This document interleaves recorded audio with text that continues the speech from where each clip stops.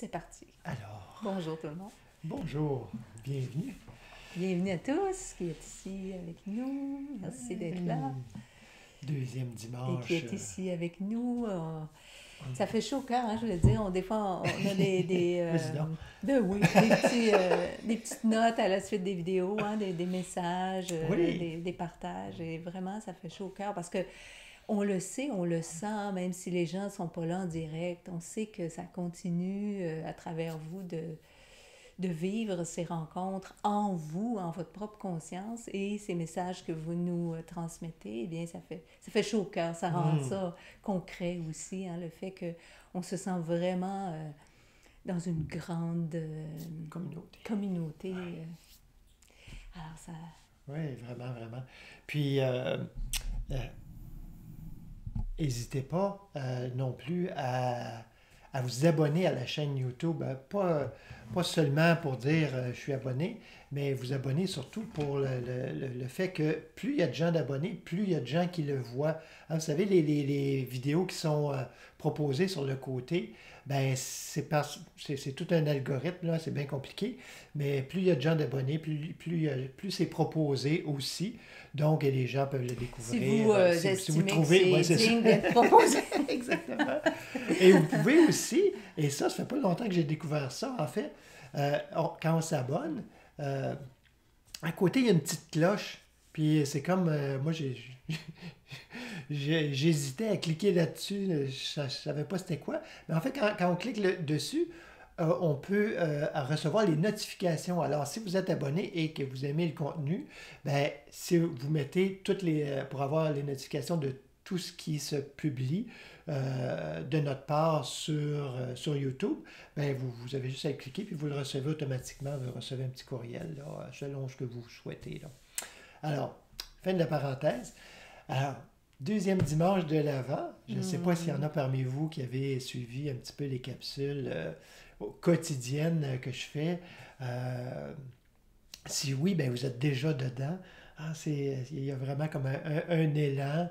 C'est tout simple, là, c'est sans prétention, mais c'est juste de se rappeler un petit peu les paroles proposées tout au long de la semaine et qui font un tout. Hein. Il y a quelque chose de brillant quand même là, dans les compilations liturgiques qui ont été faites, que ce soit une église ou une autre, là, mais il y a quelque chose de brillant qui a été fait D'inspirer. particulièrement, oui, vraiment, particulièrement dans les temps forts comme ça, comme le temps de Noël, le temps de Pâques et tout ça.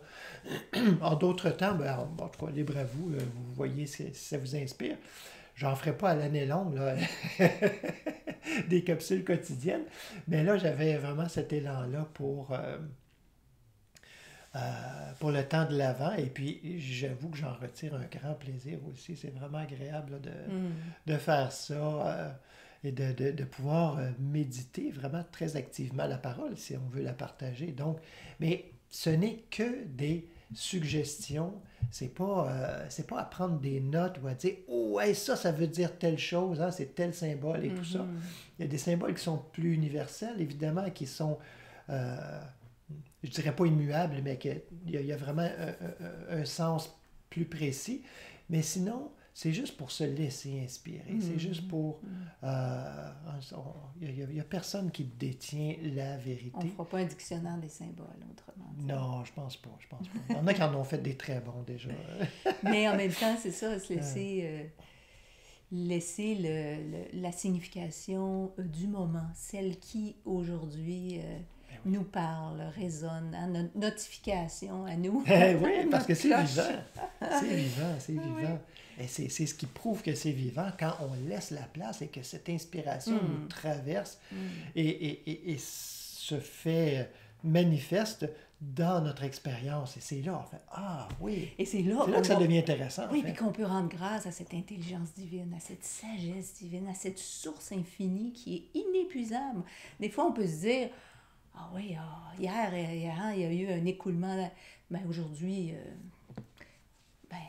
on est avec nos yeux humains hein, qui pensent que les sources peuvent se tarir, que le torrent d'hier, ça peut pas durer, là, les grandes crues. Hein, c'est juste un temps. C'est toutes des idées qui font que nous limitons nous-mêmes cette effusion de l'esprit naturelle et infinie.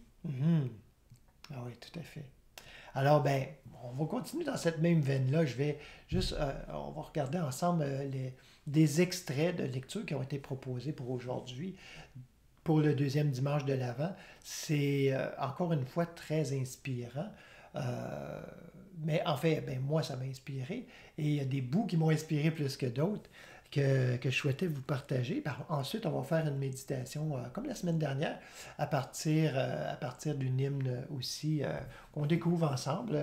Ben, moi, je les connais la plupart, mais que peut-être vous découvrez soit pour la première fois ou que vous redécouvrez. Des belles paroles là, très, très inspirées, plus contemporaines. Donc, on avait dans les lectures un livre que peut-être peu connaissent, une lecture du livre de Baruch, que vous allez retrouver seulement dans les Bibles orthodoxes et catholiques. Ça fait partie des, selon les protestants, ça fait partie des apocryphes, mais ça se retrouve dans le canon catholique et orthodoxe.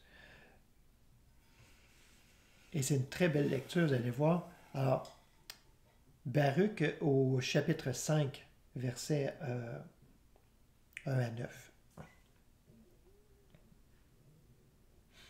Ça commence avec « Jérusalem, quitte ta robe de souffrance et d'infortune et revêt pour toujours la belle parure de la gloire de Dieu. » On me semble qu'on pourrait juste s'arrêter là. On parlait tantôt du manteau de neige. Hein, oui. Être revêtu d'une nouvelle parure de pureté. Et Jérusalem, il y a un symbole quand même à Jérusalem, comme à Sion aussi. Et Jérusalem, c'est, bon, étymologiquement, c'est Yerushalem, la cité de la paix.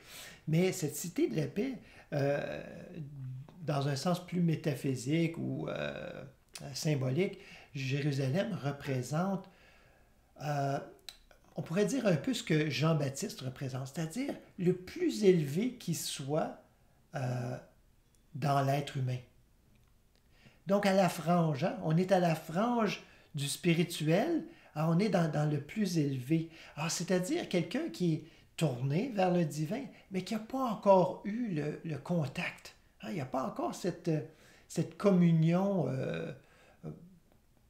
peut-être plus fréquente avec la présence. Donc, Jérusalem, quitte ta robe de souffrance et d'infortune et revêt pour toujours ta belle parure de la gloire de Dieu. On est invité à aller plus loin. On a commencé avec l'espérance dimanche dernier. On continue, mais encore plus loin. Couvre-toi du manteau de la justice, celle qui vient de Dieu, pas n'importe quelle, pas la justice humaine, mais celle qui vient de Dieu. Et mets sur ta tête le diadème de la gloire de l'Éternel. Ah! Car Dieu va montrer ta splendeur à toute la terre qui est sous le ciel. Et il te donnera ce nom pour toujours. Ce nom, c'est tout avec des tirets, hein? Paix de justice. Et un autre nom, gloire de piété. Marie-France va nous en parler, je pense, tantôt. Hein? Probablement. Debout, Jérusalem, hein? Place-toi sur la hauteur et tourne ton regard vers l'Orient. Reste pas là. Encore plus loin. On tourne le regard, c'est-à-dire on ne se contente pas de la bonté humaine. Il vaut mieux être un bon humain qu'un mauvais, évidemment, mais on ne se contente pas de ça. On va aller encore plus loin. On est invité à aller plus loin. Tourne ton regard vers l'Orient. Vois tes enfants rassemblés du soleil couchant jusqu'au levant par la parole du Saint qui dit « Ils se réjouissent que Dieu se souvienne. Ils sortirent de tes portes à pied, poussés par des ennemis. Mais Dieu les fait revenir vers toi, portés glorieusement comme un trône royal. Car Dieu a ordonné que toute haute montagne soit abaissée, ainsi que les dunes sans fin. Il a fait combler les ravins pour que la terre soit aplanie et qu'Israël puisse avancer d'un pas assuré dans la gloire de Dieu. »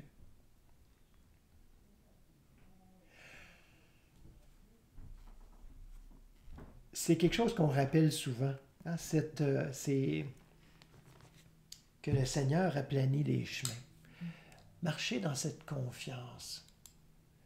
Mais là, ici, on va encore plus loin. On dit, toute hauteur va être abaissée. C'est-à-dire tout ce qui est du sens personnel, qui a un lien avec le vertueux personnel. Hein? Non pas la vertu de l'esprit, mais le vertueux personnel. Tout ça va être abaissé pour qu'on puisse laisser place à ce qui est encore plus grand. Et tout ce qui est abaissé, c'est-à-dire, on pourrait dire ces fausses humilités, mais aussi ces aplaventrismes, ces lâchetés, vont être nivelés aussi. Vous voyez? C'est ce juste milieu, c'est-à-dire ce sentier divin dans lequel on est invité à entrer encore plus avant.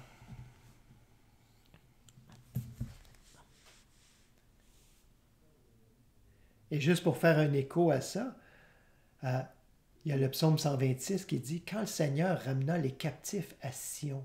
Ah, là on n'a plus Jérusalem, on a Sion. Sion, c'est celui qui a la réalisation. C'est le cœur qui a la réalisation du divin, qui l'a senti, qui l'a goûté et qui y retourne fréquemment. Alors quand le Seigneur ramena les captifs à Sion, nous étions comme en rêve. Alors notre bouche était pleine de rire, nous poussions des cris de joie.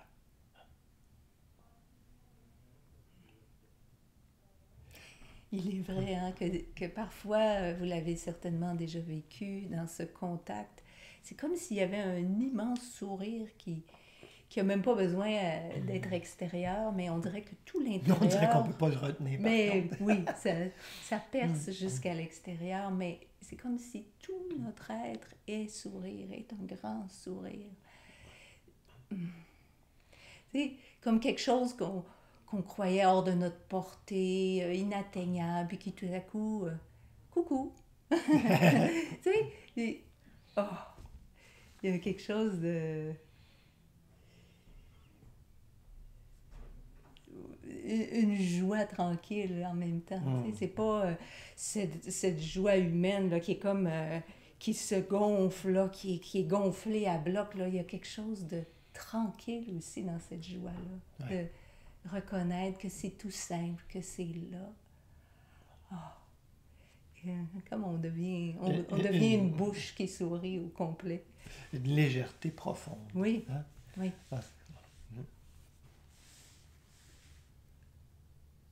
Et toujours dans les lectures proposées, on a Paul dans sa lettre aux Philippiens. Il dit, c'est juste un petit extrait, hein, parce que c'est ça qui m'a vraiment frappé. Il dit, « J'en suis convaincu. Celui qui a commencé en vous un si beau travail le continuera jusqu'à son achèvement au jour où viendra le Christ Jésus. » C'est-à-dire la réalisation de notre véritable identité. J'en suis convaincu. On a commencé avec l'espérance, puis là, on commence à avoir un petit peu plus de conviction au fil du temps, au fil des méditations, au fil de ces contacts fréquents. On se tourne, hein, comme tu disais tantôt, en haut sur la montagne. Quand on a contemplé peut-être les vérités les plus élevées, on se tourne. Vers l'Orient, c'est-à-dire vers le divin. Hein, l'Orient qui représente toujours le divin. Le divin qui nous semble... Le soleil se lève, hein, la vérité se lève. Qui nous semble parfois inatteignable. Et c'est pas tout à fait faux non plus. Hein. C'est inatteignable au sens humain, au sens... c'est-à-dire au sens intellectuel. C'est inatteignable, effectivement. Et ça, on doit en faire... encore une fois humainement, c'est-à-dire de façon conditionnée ou l'habitude qu'on a, on doit en faire notre deuil de connaître Dieu comme ça. Mais réjouissons-nous parce qu'on peut le connaître autrement. Et on se doit de le connaître autrement. Et j'en suis, et je vais paraphraser Paul, j'en suis convaincu que ce beau travail qui a été commencé en nous, en chacun de nous, ne va pas s'arrêter. Ça va être mené à terme.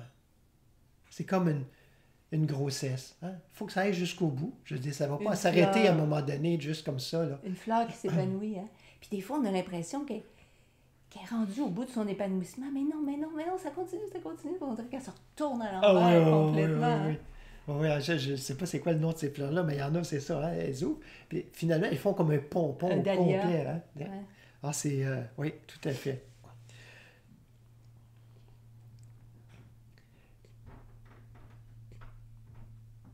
On est des pompons.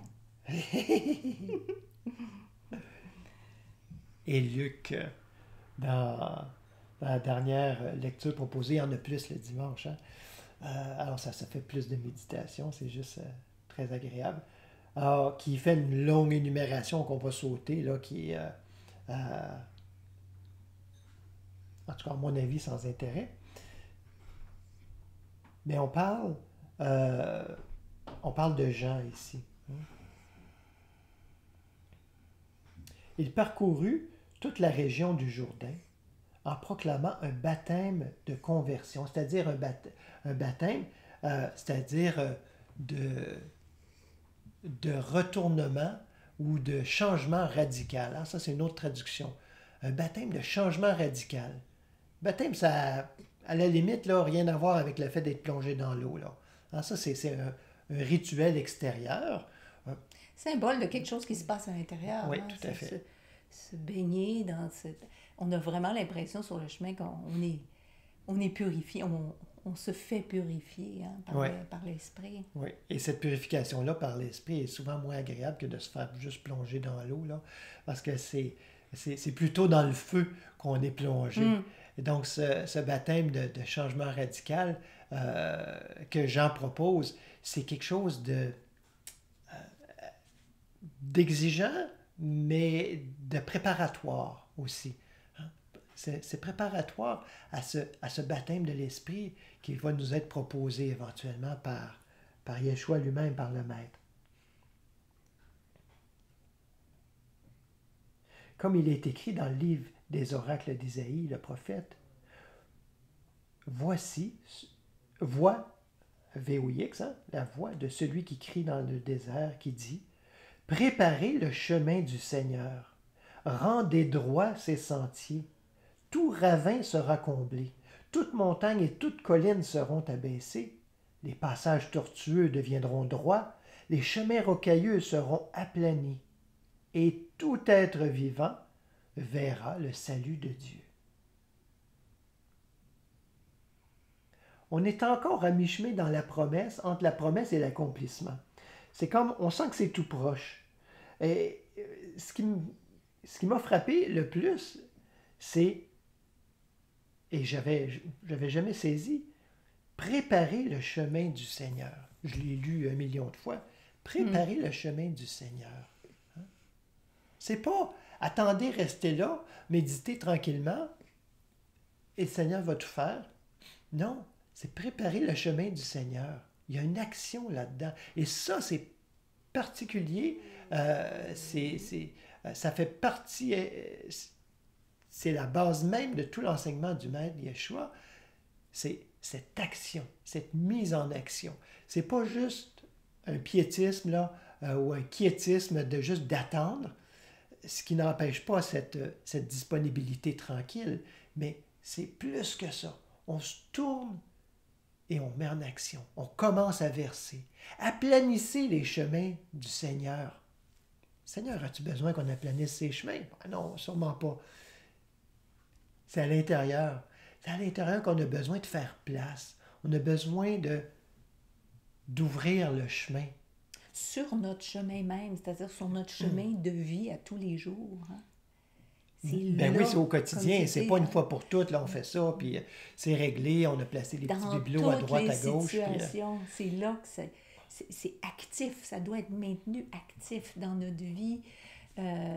Autant on a l'impression qu'il faut s'activer, on a des choses à faire dans la maisonnée, au travail, mais c'est cette activité principale de la conscience qui doit être là.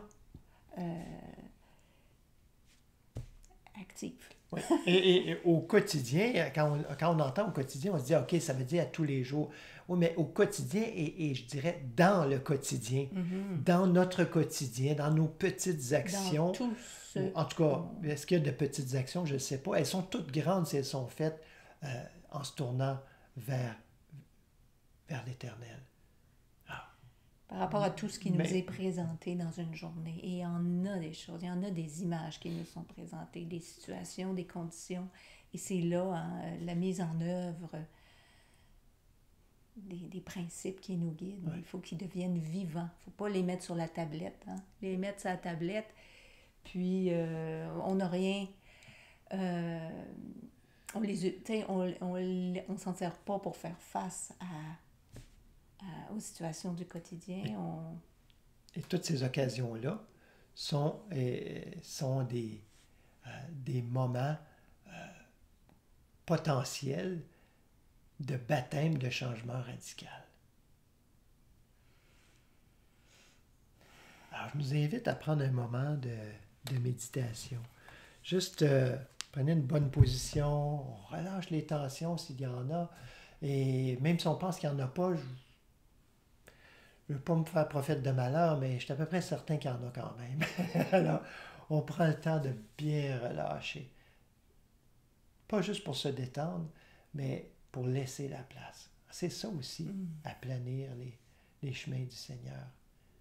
Nous sommes ce chemin. Alors, aplanissons-nous. Pas s'aplaventrir, mais s'aplanir. C'est-à-dire laisser la place, qu'il n'y ait pas plein d'embûches pour se rendre jusqu'à notre cœur. Et en guise de contemplation, je vous propose une hymne.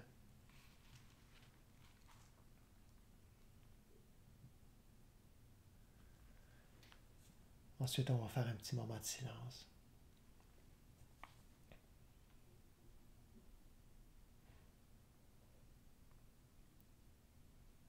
Lumière pour l'homme aujourd'hui, qui vient depuis que sur la terre, il est un pauvre qui t'espère. Atteins jusqu'à l'aveugle en moi. Touche mes yeux afin qu'il voie. De quel amour tu me poursuis. Comment savoir d'où vient le jour si je ne reconnais ma nuit? Parole de Dieu dans ma chair, qui dit le monde et son histoire, afin que l'homme puisse croire. Suscite une réponse en moi. Ouvre ma bouche à cette voix qui retentit dans le désert.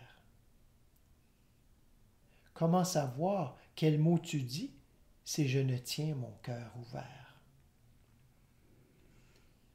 Semence éternelle en mon corps, vivante en moi plus que moi-même, depuis le temps de mon baptême. Féconde mes terrains nouveaux, germe dans l'ombre de mes eaux, car je ne suis que cendre encore. Comment savoir quelle est ta vie si je n'accepte pas ma mort?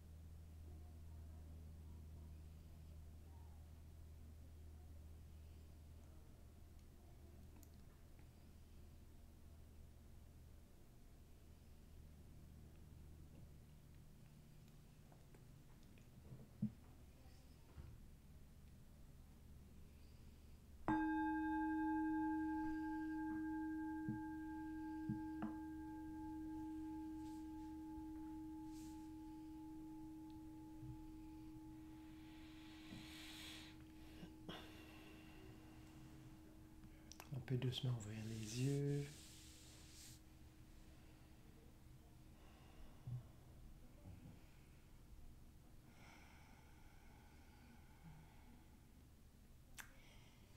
Alors comment puis-je connaître ta vie si je n'accepte pas Ma mort. Ouais.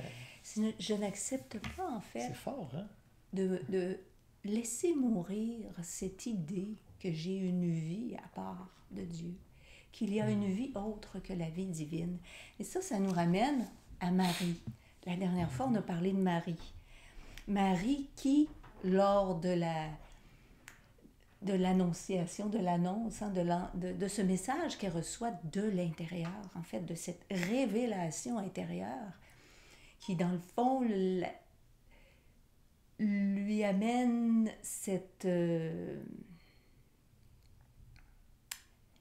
l'amène à cette réalisation qu'il n'y a qu'une source de vie. Nous sommes nés de l'esprit. Hein, ici, dans ce cas-ci, tu auras un fils, hein, qui sera engendré de l'esprit.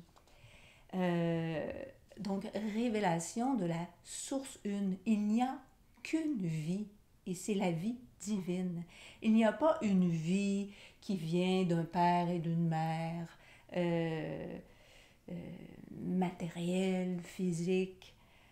C'est ça qui s'est révélé. Différente de la vie divine. Exactement, qui soit différente, à part, séparée, que chacun a sa vie.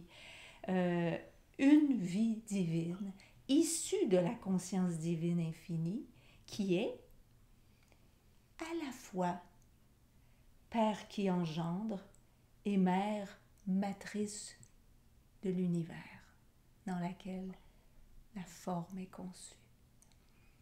Père, Mère, qui sont, et enfants, qui sont un. Alors c'est cette conscience d'unité en Marie qui se révèle à travers les paroles qui nous sont transmises. Alors on pourrait dire l'avant, préparer les terrains, c'est paver la voie de l'unité, de la conscience d'unité qu'est Dieu. Comment on prépare? Et là, il nous est dit préparer un chemin. Il ne nous est pas dit préparer plusieurs chemins, une petite voie de travers. Non, préparer un chemin. Ce que ça nous dit, ça nous parle de ce chemin d'unification, d'unité. Alors, comment on y arrive? Comment ça se fait? Eh bien, on parlait tantôt au quotidien, gardez le cap sur l'unité. Gardez le cap sur l'unité. C'est sûr, quand on est en bas, c'est-à-dire dans une conscience, dans cette croyance qu'il existe une multitude de vies séparées, la vie de mon voisin, la mienne, la vie de l'arbre, la vie du chat, quand on pense que tout ça, ce sont des vies séparées, eh bien, on l'est là, puis on dit, chacun sa route, chacun son chemin. Oui, et qui doivent se battre pour survivre. Hein? Oui, puis là, un peut se mettre en travers du chemin de l'autre, parce qu'il y a plusieurs chemins, plusieurs dessins, plusieurs volontés. Alors moi, je vais aller par là, puis toi, tu me coupes le chemin. Là, on peut se sentir brimé, arrêté, bloqué, coincé. Alors, c'est toutes ces occasions. Il y en a, qui sait qu'il y en a dans une journée où on nous propose cette multitude de vies, cette multitude de chemins, cette multitude de perspectives, d'opinions qui vont les unes contre les autres. Qu'est-ce qu'on a à faire? C'est garder le cap sur l'unité. D'abord se rappeler, OK, attends une minute, là, il y a juste une vie.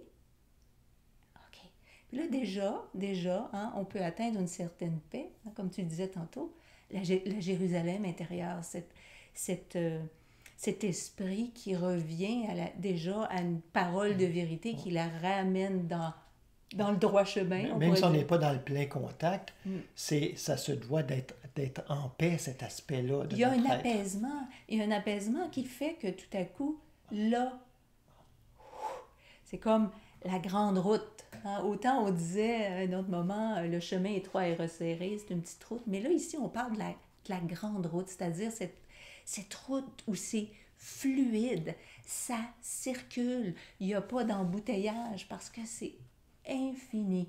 Alors, on s'intonise à la grande route et puis là, à partir de ce moment-là, on laisse le divin circuler sur cette grande route qui est aussi notre voie. Je suis la voie. Je, pas petit je, tu, il, nouveau il, je. Alors, cette voie de l'unité. D'ailleurs, il y a dans l'évangile de Thomas un logion qui parle de façon très, très pertinente de ça. Hein, le logion 22. Jésus vit des petits qui tétaient.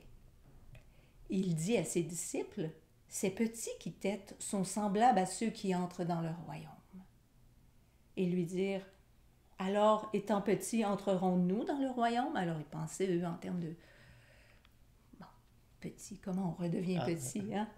Jésus leur dit, quand vous aurez fait le 2-1, et que vous aurez fait l'intérieur comme l'extérieur, et l'extérieur comme l'intérieur, et le supérieur comme l'inférieur, en sorte que vous fassiez le mâle et la femelle en un seul, quand vous aurez fait un œil à la place des yeux, une main à la place de main, hein, au pluriel, un pied à la place de pied, au pluriel, et une image à la place d'image, au pluriel, alors vous entrerez dans le royaume.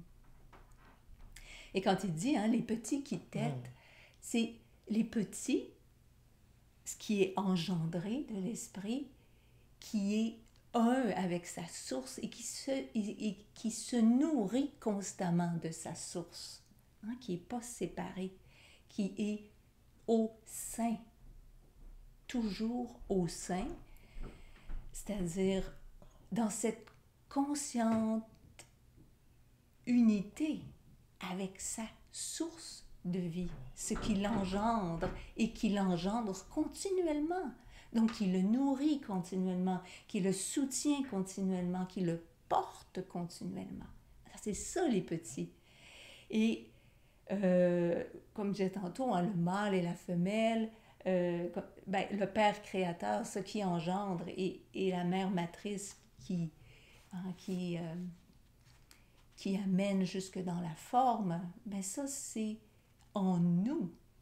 C'est une entité, une identité, une même identité, la même qui peut être réalisée individuellement, mais qui est la même que mon frère, ma sœur. Alors... Et on oublie, hein, juste une petite parenthèse, mais on le voit, hein, c'est ça, il voyait les enfants téter, et là, vous voyez comment le quotidien devient un véhicule pour l'expression ou pour l'impression de l'esprit en nous. Vous voyez, on oublie que probablement quand il dit je suis la lumière du monde, ben on suppose que c'est à peu près dans le temps là où il y avait les fameuses fêtes par rapport au soleil chez les Grecs et tout ça, et où il y avait des danses et tout ça, et que c'est probablement là, hein, il y en a qui ont fait le lien là, avec le temps en principe où il a proclamé cette parole-là. Il dit, mais probablement qu'il voyait ça se dérouler devant lui, puis qu'il dit, je suis la lumière du monde. Tu sais, hein, c'est pas les Par les rapport à justement là. toutes les images qui nous sont proposées, comment ça peut toujours nous ramener à la vérité, à la source. Hein? Quand à la place des yeux, vous aurez un œil, hein, l'œil du discernement spirituel. Quand à la place des mains, vos mains humaines, puis moi j'ai mes mains, toi tu as tes mains, puis on travaille tous à différents ouvrages qui peuvent aller à l'encontre les uns des autres. Non, il y a une main, on dit des fois, la main de Dieu. Quand il y aura pas des pieds qui s'en vont dans toutes les directions, mais un pied, c'est-à-dire une activité divine qui s'exprime à travers chacun. Pas des images multiples, tantôt bonnes, tantôt mauvaises, tantôt belles, tantôt laides. Non, que l'image et la ressemblance de Dieu. C'est vers ça qu'il faut se tourner à l'intérieur pour que ça nous soit révélé d'abord au-dedans. Et à l'intérieur, que cela devienne, ce qui a été contacté à l'intérieur, on n'a pas à le faire par nous-mêmes. Ça va se traduire à l'extérieur parce que cette unité retrouvée amène l'unité entre l'intérieur et l'extérieur naturellement. On a l'impression que c'est quelque chose de bien compliqué, bien mystérieux, qu'il faut faire partie de tel groupe ou de recevoir telle transmission ou telle chose pour pouvoir arriver. Et puis on se complique beaucoup. Mais il n'y a rien de plus simple que ce contact où on est tout détendu, mais corps, âme, esprit, où on est tout réceptif, corps, âme, esprit, qu'on est présent, dans l'instant présent, oui, mais plus que ça, c'est-à-dire nous sommes un avec Dieu. Nous sommes présents avec un grand P. Hein? On devient présence. Quand tu dis corps, âme, esprit, tu sais, quand on s'arrête pour méditer, puis que là, on garde en arrière-plan la pensée, ah oui, ok, attends, après, il faut que je fasse ça, que ça continue de rouler, puis en fait, c'est qu'on continue à investir cette partie-là. C'est ça la différence, parce que ça peut rouler à vide, mais c'est ne plus investir. Alors, c'est comme vraiment, on rapatrie tout, pour le ramener. Que ça fasse une cohérence. Se nourrir qu'à un seul sein. Quand on dit « je ne sais plus à quel sein me vouer », ben, c'est un autre sein dont on parle, mais c'est pas grave. C'est qu'en fait, on est dans la dispersion. Notre esprit est à une place, notre corps à une autre. Et c'est là, unifier la voie, préparer le terrain, préparer un chemin. Donc, commencez à vous rapatrier. Et c'est le travail du berger aussi, qui ramène ses moutons qui sont partis un petit peu partout. Ah, il y en a un dans le ravin.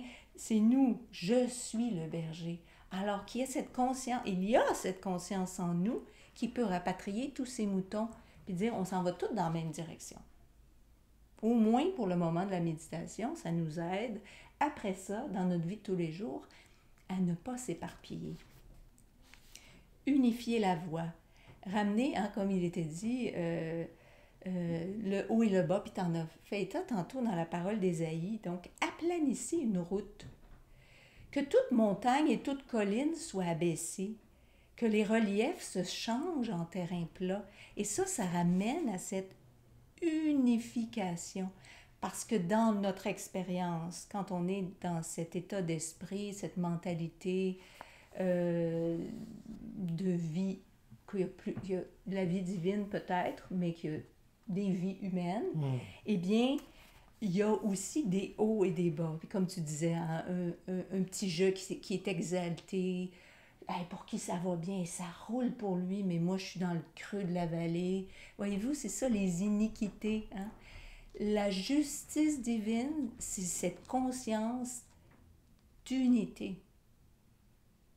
Qu'au-delà des apparences de haut et de bas, il y a un chemin plat, pas plate, plat, dans le sens où on n'est pas constamment ballotté entre des extrêmes. Ces extrêmes qui sont une croyance que le haut existe séparé d'un bas, que la vie de l'un existe séparée de la vie de l'autre.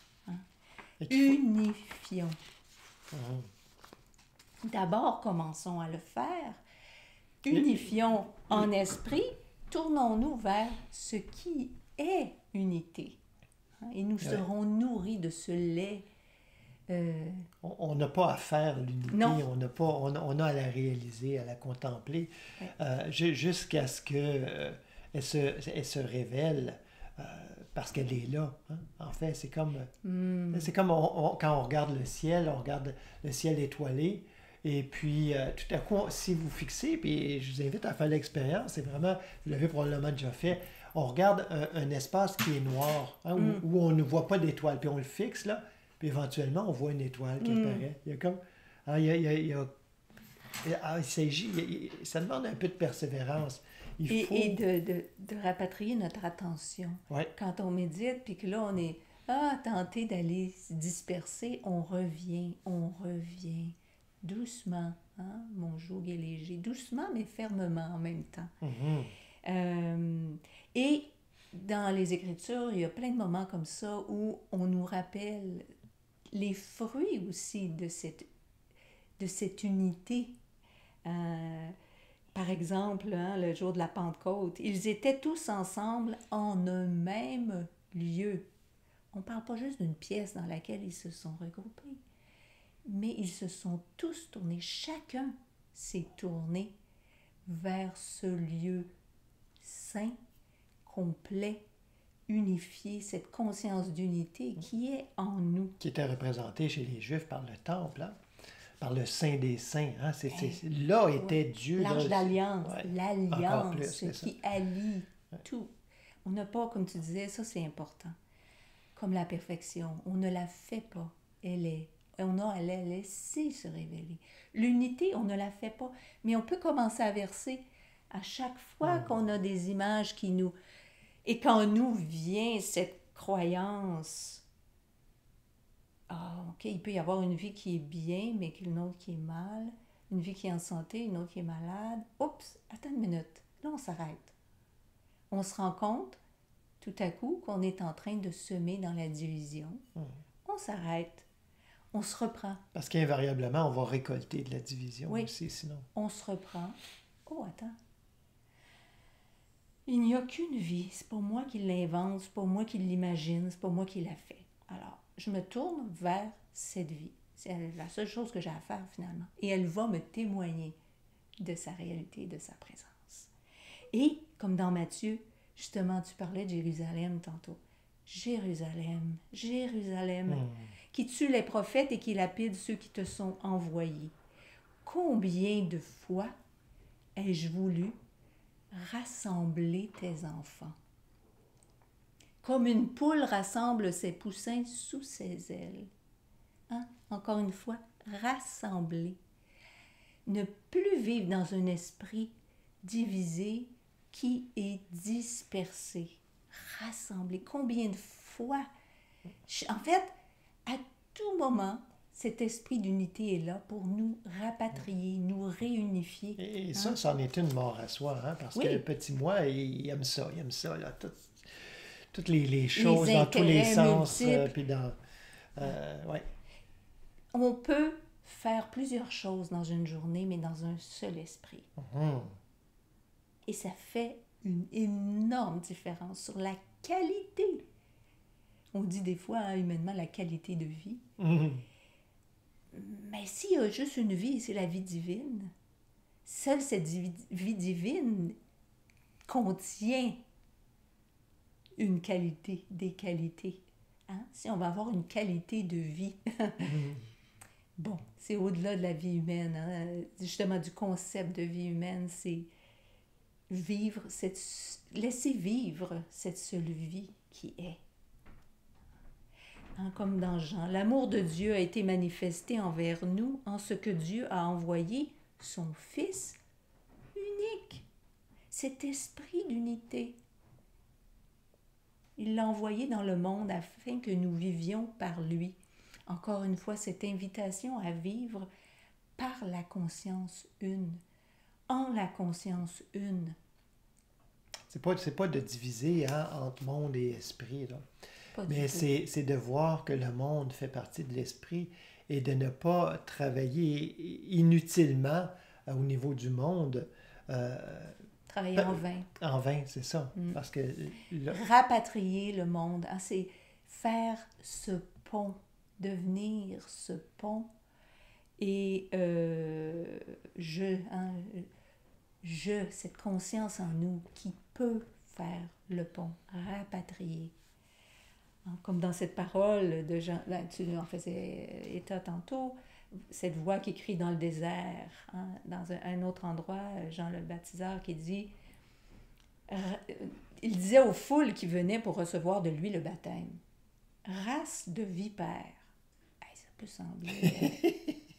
wow. Il ne mangeait pas ces mots, Jean. Hein? Mais qu'est-ce que ça veut dire, en fait? Qu'est-ce que ça peut vouloir dire? Et à ce moment-là, bon... c'est dans la perspective toujours de ce ralliement, cet appel à l'unité. Race de vipère. La vipère a une langue fourchue. séparés en deux. Alors, race de vipères, c'est-à-dire, nous, on vit ce qu'on appelle la race humaine. En fait, c'est vivre dans un monde où on croit qu'il y a le bien et le mal, qu'il y a la vie divine, la vie spirituelle et la vie matérielle, que c'est deux choses séparées. C'est ça la langue fourchue. Puis c'est drôle parce qu'on a souvent symbolisé le diable avec sa fourche, sa fourche. Cette langue fourchue, tu sais, quand on dit langue de vipère, c'est quelqu'un qui a tendance qui médit sur les autres. Alors, encore là, revenons à l'essence en arrière qui, dans le fond, ça signifie, s'il y a un autre de qui je peux médire, c'est que je suis dans la conscience divisée. Ça veut dire qu'il y a quelqu'un qui est bien, qui médit sur quelqu'un qui est mal. Donc, cet esprit considéré comme bien, considéré comme mal. Ouais. Et là, il dit, il continue, il dit, produisez donc des fruits du changement radical. Maintenant, déjà, la hache est prête à attaquer les arbres à la racine. Et c'est à ça qu'on est appelé aussi, à mettre la hache à la racine. Tout arbre qui ne produit pas de beaux fruits est coupé et jeté au feu. Alors, ce fameux arbre du bien et du mal, qui est en fait une fiction, c'est-à-dire il n'y a que l'arbre de vie. Encore là, on revient, il n'y a qu'une vie, qu'un arbre de vie, qu'une généalogie. Vous n'avez qu'un Père qui est dans les cieux. Eh bien, tout ce qui nous laisse penser qu'il y a plusieurs vies, une multitude de vies, d'intérêts, de missions, de desseins, etc., nous sommes appelés à sortir la hache ou l'épée du discernement, si on veut, et dire, non, attends une minute, là. Là, je suis en train de glisser là, dans d'adhérer à cette croyance qu'il y a le bien et le mal, le pour et le contre, etc. J'arrête. Je mets la hache, c'est-à-dire, je mets ça au feu, puis je me tourne vers le feu de l'esprit. Ça me fait penser pour qu'il fasse le reste, c'est-à-dire brûler. Je n'ai pas la capacité moi-même de brûler, mais je peux mettre la hache, par exemple. Je peux commencer, ou en tout cas cerner, ceci n'est pas de la conscience d'unité, donc n'est pas de la conscience divine. Et s'il y a juste une conscience, est-ce que ça appartient à ma conscience? Puisque je suis l'individualisation de la conscience de Dieu. Ça n'appartient pas à ma conscience. C'est ça qu'on a. Mettre un premier coup de hache, si on veut. Ça me fait penser à une parole de sagesse des pères du désert. Il y en a plusieurs qui, j'en ai déjà parlé, qui sont presque mot pour mot là, les mêmes petites histoires qu'on a plus entendues souvent en Occident. C'est un peu paradoxal, mais des petites histoires zen, là, et qui sont presque mot pour mot. Alors, on voit la sagesse. Je ne dis pas que ça a été calqué. Je pense que la sagesse, elle est universelle, justement. Oui. Et il y en a une que je n'ai pas retrouvée dans les histoires zen. Et c'est... il dit, ben tu sais, si tu es à côté d'un feu, puis il y a une étincelle qui revole sur ta manche, ben si tu fais ça tout de suite, c'est comme s'il n'y avait rien. Alors, c'est ça aussi. Oui. Mettre la hache à la racine, c'est cette rapidité, on pourrait dire, ce discernement d'abord, mais couplé à une rapidité d'action. Donc, on agit tout de suite. Qui se gagne à l'usage aussi, qui se renforce. C'est notre muscle spirituel. Ouais. Mais on a à l'exercer. Ouais. Il dit, ben si tu la laisses là, ne serait-ce et pas longtemps, ben ça fait un trou. Et puis là, ben, tu dois réparer, puis ça va toujours paraître. Donc, tu vois, c'est... Ce qui n'est pas une fatalité. Ça va toujours paraître dans le sens que... Parce que nos habits sont changés. Quand on change, quand on se laisse éclairer, puis c'est souvent traduit comme ça dans les Écritures, c'est un symbole, vous revêtus d'un nouveau manteau, comme dans cette parole que tu as citée de Baruch, couvre-toi du manteau de la justice. Ben, on est tout à coup élevé, amené, on est élevé par notre Père, Mère divine, et parce qu'on est allé téter au sein, on est nourri et on est élevé on est nourri de cette substance qui est cette substance d'unité.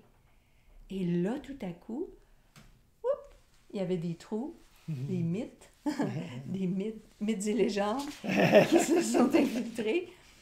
alors, auquel on a cru, hein, le mythe de l'arbre du bien et du mal. Et là, tout à coup, une tunique sans couture. C'est-à-dire ce manteau, cette conscience d'unité qui est retrouvée, qui s'est révélée en Marie, qui dit, ben, regarde, tu ne vas pas engendrer. C'est pas toi qui vas donner naissance. Toi, puis un homme avec lequel tu n'as même pas eu de relation. Hein? C'est pas comme ça que la vie s'engendre elle-même. Elle n'a pas besoin, elle ne passe pas par des êtres humains, c'est-à-dire qu'elle ne passe pas par une conscience de séparation. Elle est toujours une. Et c'est ça qui s'est révélé en elle. Hein? Dans cette parole, en fait, de Baruch aussi, où on dit le diadème, le manteau de la justice. Ensuite, il te sera donné un nom pour toujours. Paix de justice, tout ensemble. Paix de justice. Paix. Comment on peut être en paix dans une conscience divisée, dans un esprit divisé? Seule cette conscience d'unité, qui est la conscience divine, nous amène la réelle paix, au-delà, hein, au-delà de Jérusalem, encore plus haut sur le sommet de la montagne de Sion. De Sion, oui. Gloire de piété, hein, cette dévotion tous les jours à la vérité. C'est ça l'amour de Dieu, cette dévotion, c'est-à-dire aimer la vérité plus que le monde. Ça nous a été dit de façon assez raide, là. Si tu aimes le monde plus que Dieu, en fait, tu n'aimes pas Dieu. Il faut que tu haïsses le monde, c'est-à-dire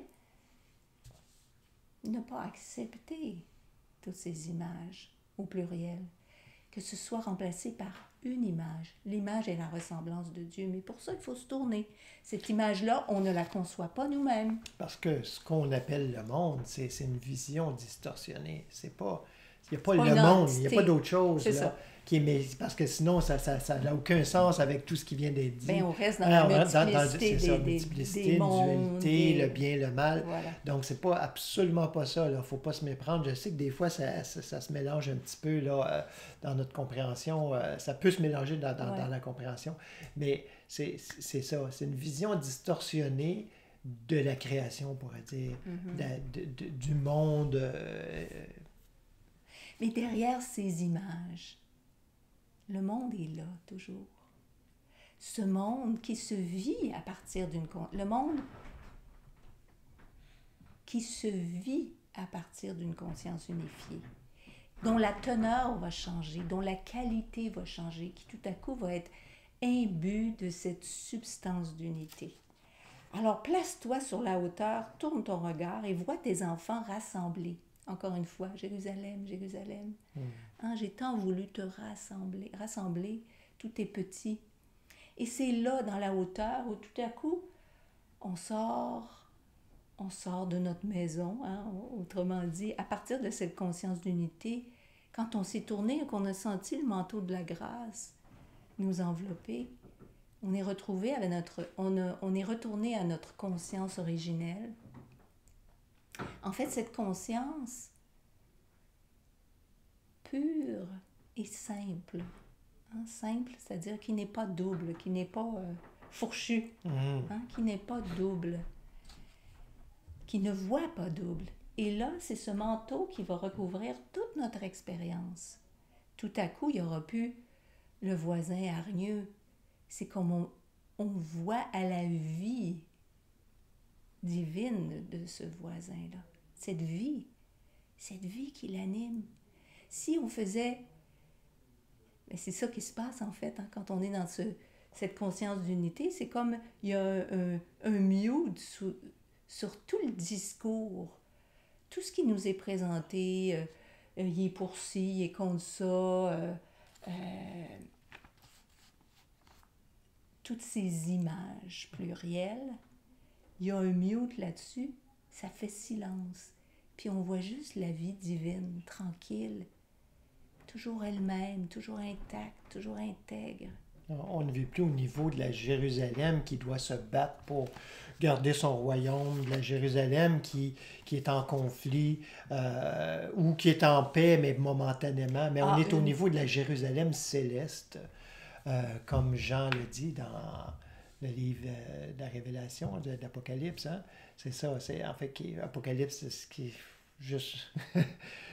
faut toujours... Moi, j'aime mieux le nom qu'on a donné en anglais, hein, parce que c'est, en fait, qui est plus juste aussi. De l'idée d'un monde qu'on s'est fait. Enfin, oui, c'est ça. C'est pas une apocalypse, c'est une fin du monde avec même s'il y en a dans cette histoire-là, mais dans tous ces symboles.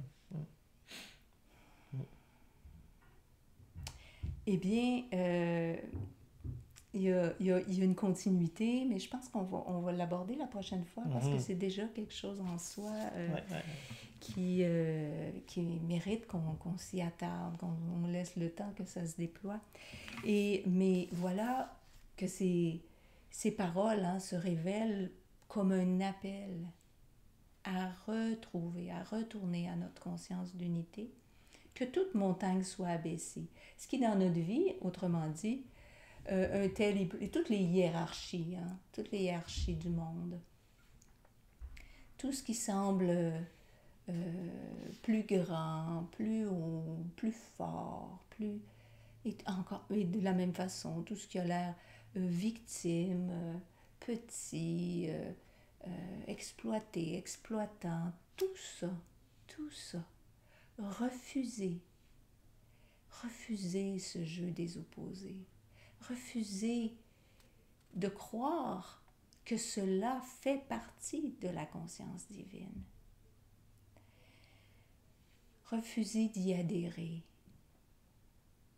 En nous, il y a cette conscience d'unité qui est toute prête à étendre ses ailes, la poule qui est prête à prendre tous ces petits qui ont l'air tout éparpillés au nord, au sud, à l'est, à l'ouest, à prendre tout ça sous ses ailes, à travers nous. Et ça peut se faire. Ce qui unifie, ce qui apaise, ce qui... Et on le sait, ce qui nous détourne de nos voies multiples.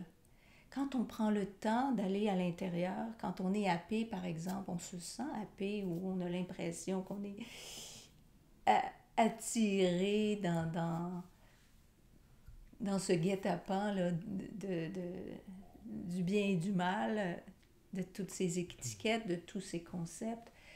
Quand on se sent comme prêt à intervenir à ce niveau-là, on s'arrête, on se tourne. Et par ce contact qui est là tout près, on laisse toutes ces images pour se tourner vers l'image et la ressemblance qui va nous être révélée. Soyons convaincus de ça. Soyons convaincus. Et nous serons réunifiés, détournés de nos voies multiples.